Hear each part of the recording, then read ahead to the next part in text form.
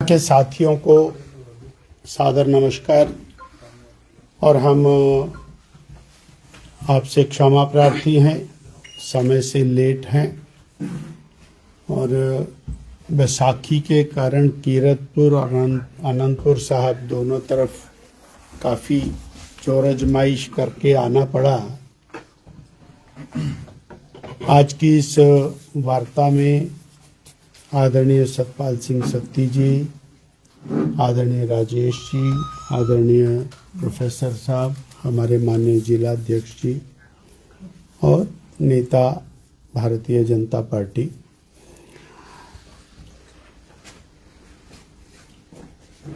कल हिमाचल डे है।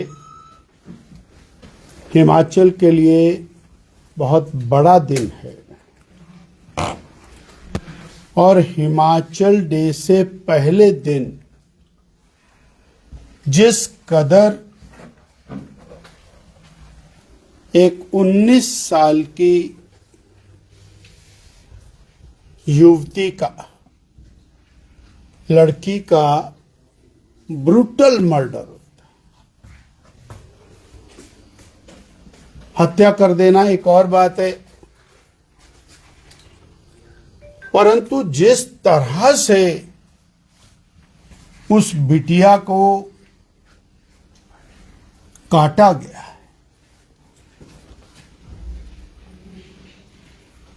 ये हिमाचल की संस्कृति में संभव नहीं।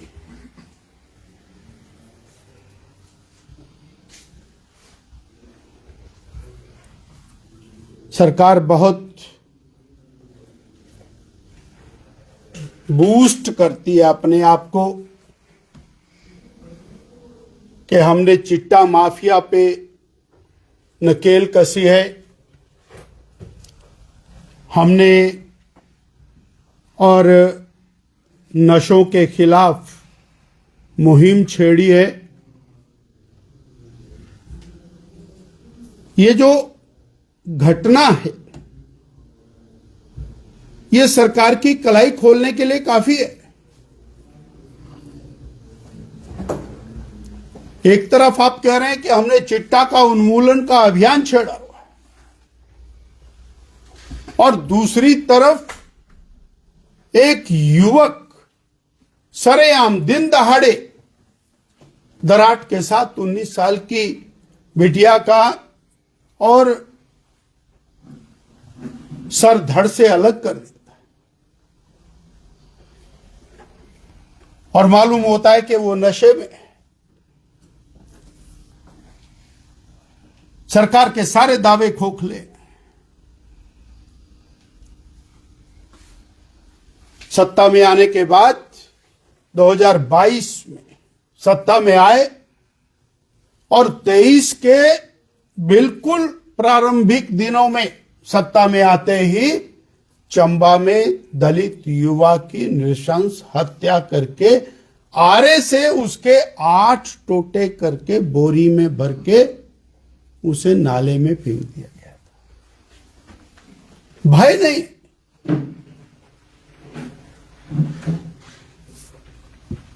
गैंगवार, गोलाबारी, नशा माफिया,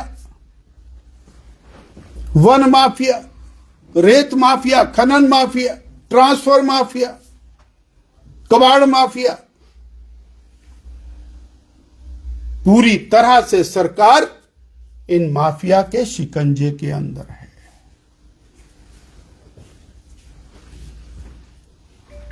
इस घटना के बाद सरकार मुंह दिखाने लायक नहीं है।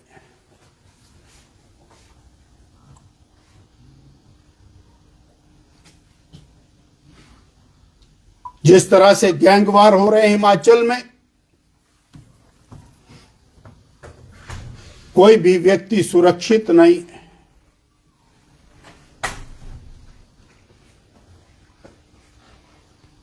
भारतीय जनता पार्टी सरकार के खोखले दावों की पोल खोल रही है।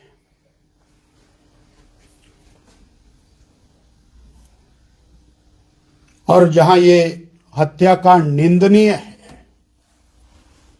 वहीं ये सरकार पूरी तरह असंवेदनशील है, नॉन सेंसिटिव है, इनसेंसिटिव है।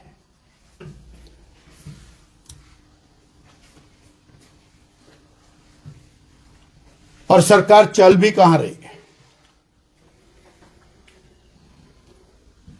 जहां मुख्यमंत्री, उप मुख्यमंत्री और मंत्रियों के बीच में रस्साकसी चल रही है, टग ऑफ वार चला हुआ है, वही टॉप मोस्ट ऑफिसर्स जो सरकार की सारी शक्तियां रखते हैं, उनकी जूतों में दाल बंट रही है।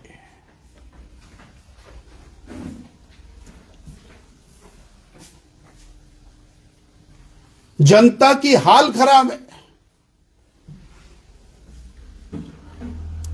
सरकार अपनी लड़ाई में पूरी तरह से मस्त है और जनता त्रस्त है।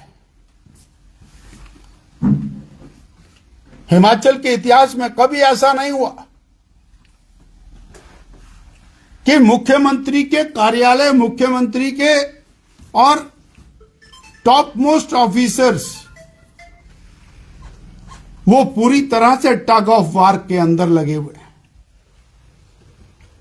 परंतु पिस तो हिमाचल प्रदेश की जनता रही है इसमें।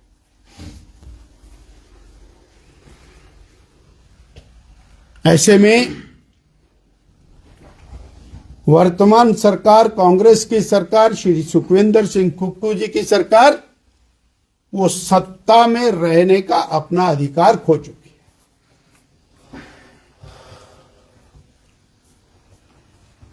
केवल केंद्र सरकार की योजनाओं का यश लेना, बार बार उनको रिपीट करके और ये साबित करने की कोशिश करना कि बहुत बड़ा काम कर रहे हैं। मैं ऊना में आया हूं,